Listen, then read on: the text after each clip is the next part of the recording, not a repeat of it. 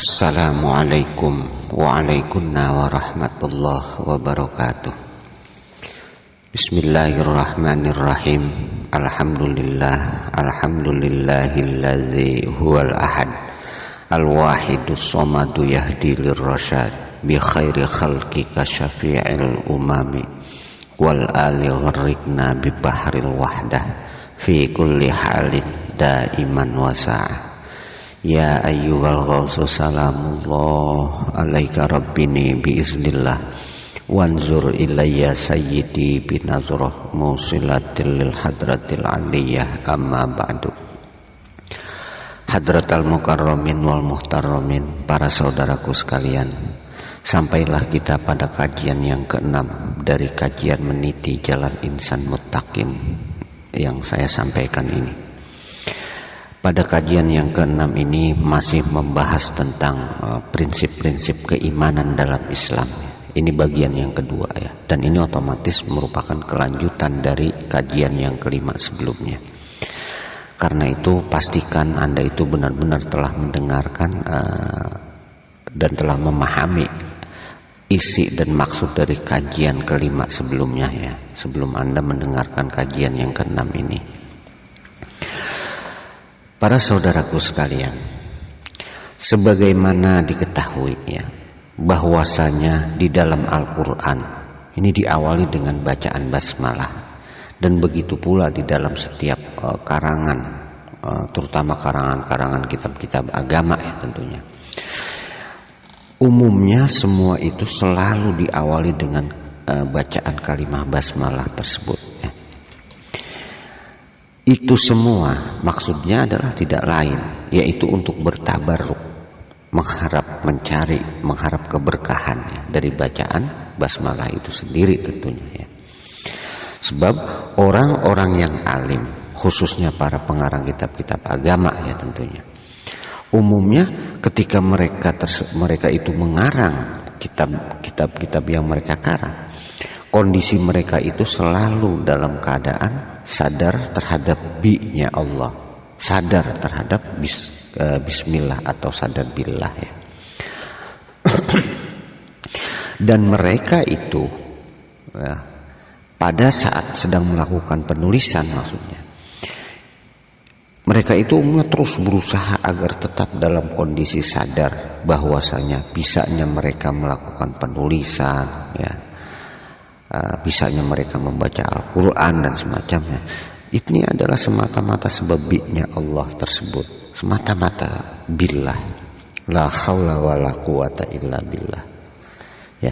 Begitu pula ketika mereka berpikir kemudian menuangkan apa-apa yang mereka pikirkan tersebut ke dalam tulisan-tulisan kitab yang ditulisnya dan sebagainya, semua itu dilakukannya ini dalam kondisi sadar billah, sadar bi ya.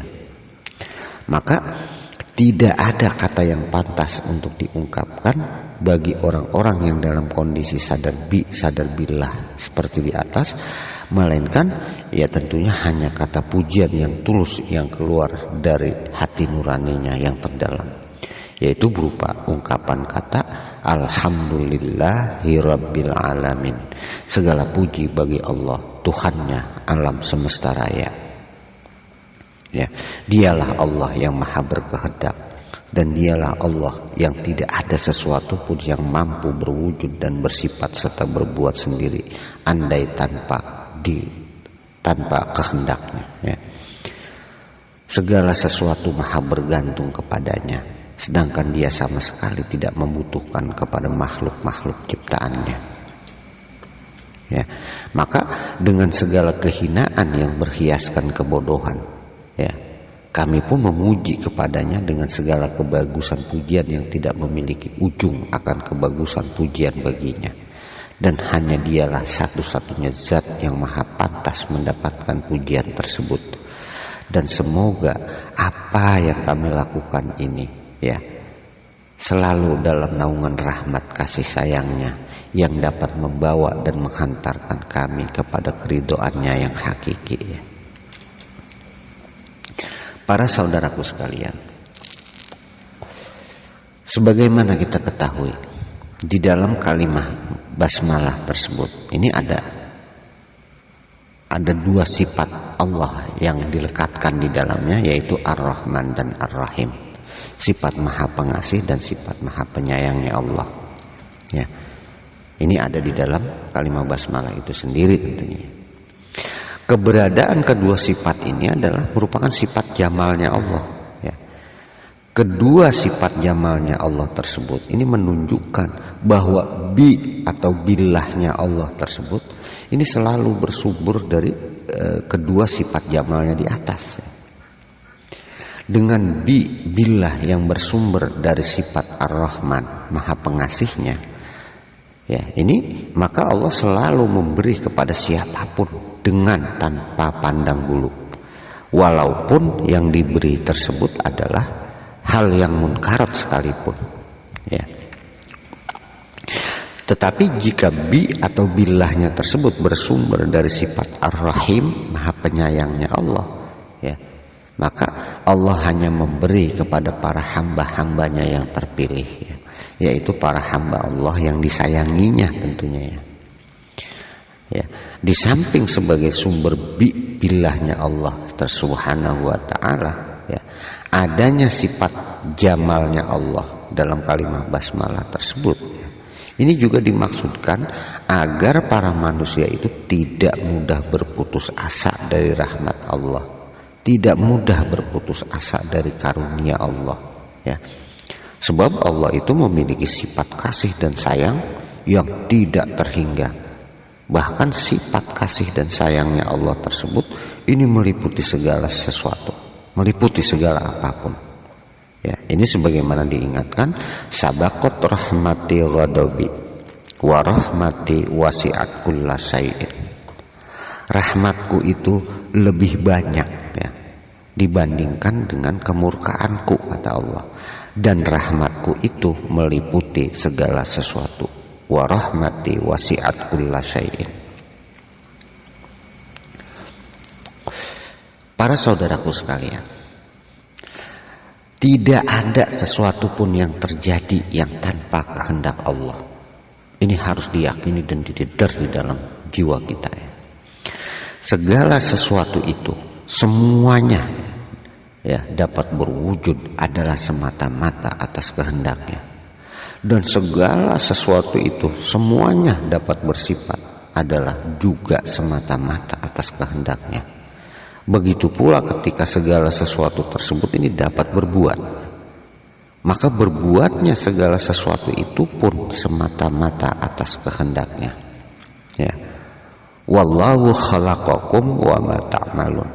Dan Allah yang menciptakan kamu sekalian dan apa-apa yang kamu perbuat. Maka wujud nyata atau manifestasi dari kehendak Allah, wujud nyata dari bi atau billah inilah yang disebut rahmat. Ya. Rahmat dapat berarti karunia, pemberian. Dan sifatnya pemberian ini bisa bersumber dari sifat Ar-Rahmannya dan bisa juga bersumber dari sifat Ar-Rahimnya. Ya. Dengan demikian maka dapat kita ketahui bahwasanya rahmat itu adalah semua karunia, semua pemberian Allah yang sifatnya bukan bencana. Ya, tetapi harus diingat, tidak semua pemberian karunia Allah tersebut itu menjadi rahmat. Sebab tidak menutup kemungkinan karunia Allah tersebut justru menjadi musibah bagi sebagian yang lain. Ya, seperti kejadian turunnya hujan misalnya. Turunnya hujan tersebut ini otomatis, ya, akan menjadi rahmat bagi para petani yang lahannya sedang kekeringan, ya. Sebab mereka sedang membutuhkan, bahkan sedang mengharapkan turunnya hujannya. Tetapi justru akan menjadi musibah bagi orang lain yang tidak menginginkan turunnya hujan tersebut pada saat itu, ya. Ya. Atau seperti seorang pencuri yang berharap berhasil dan sukses melakukan aksinya. Tetapi harapan si korban justru sebaliknya.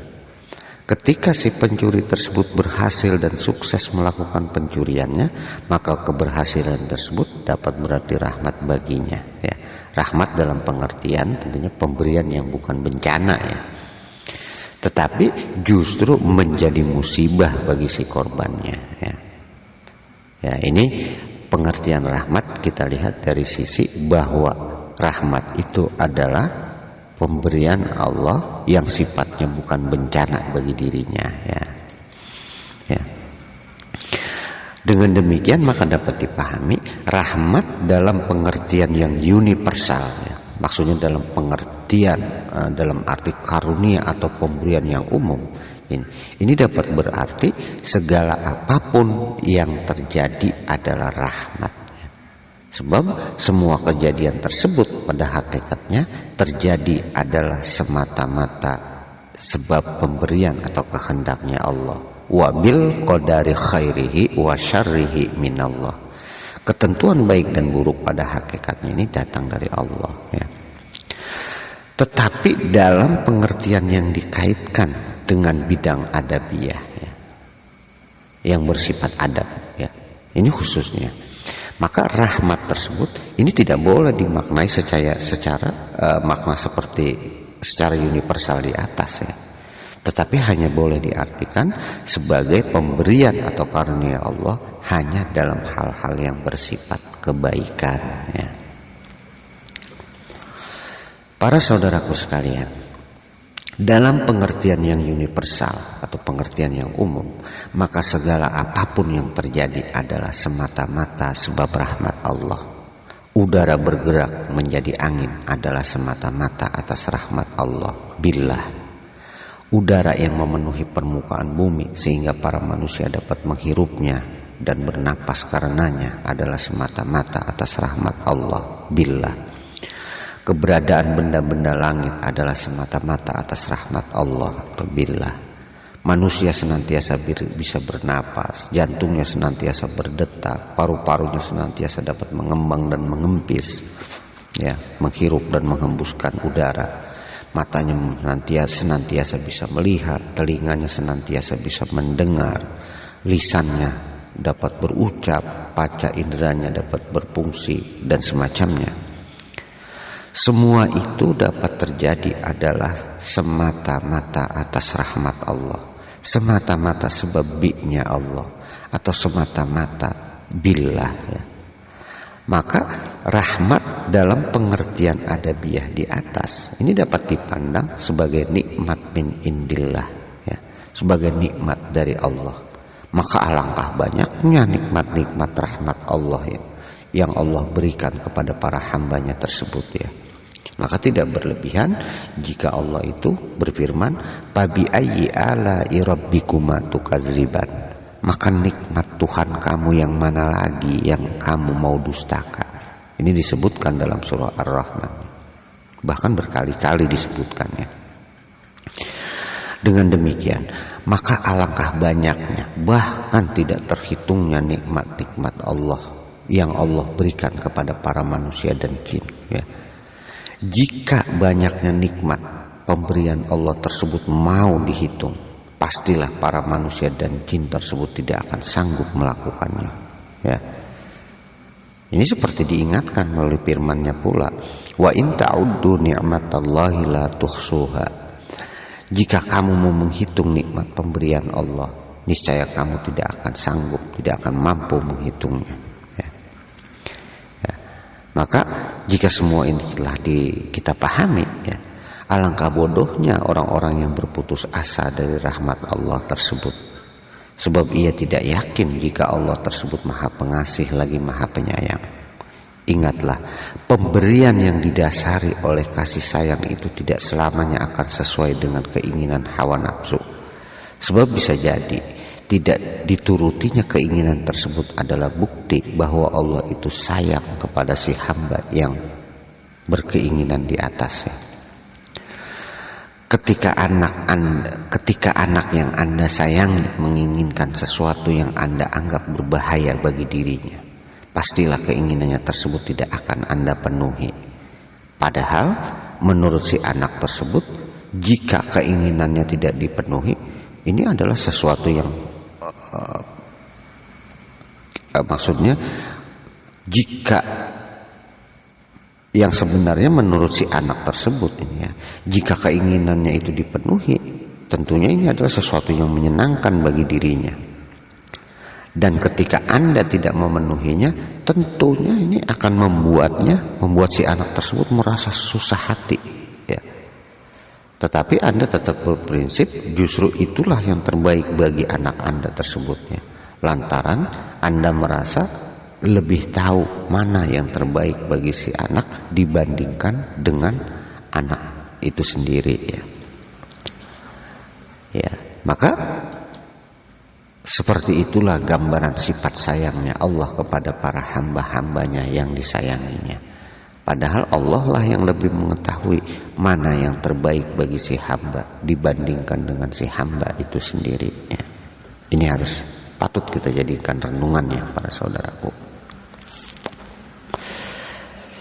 Para saudaraku sekalian, seorang hamba yang yakin dan percaya dengan sifat kasih sayangnya Allah tersebut ya, maka kondisi apapun yang dialaminya ini akan selalu disikapinya dengan persangkaan baik ya, dengan berhusnuzon billah ya, berbaik sangka kepada Allah, dan ia tidak akan berani menyalahkan Allah lantaran apa-apa yang diinginkannya tersebut belum juga dipenuhi ya. Diperingatkan oleh Allah Subhanahu wa taala melalui firman-Nya, la in syakartum la azidannakum wa la in kafartum inna azabi lasyadid. Barang siapa yang bersyukur atas nikmatku, niscaya akan kami tambah nikmatku atasnya. Dan barang siapa yang mengingkarinya, ingatlah sesungguhnya azabku amatlah pedih ya. Para saudaraku sekalian, dari sekian nikmat atau rahmat yang senantiasa diterima oleh para manusia dan jin tersebut ya, ini bahkan sudah tidak terhitung lagi jumlahnya ya.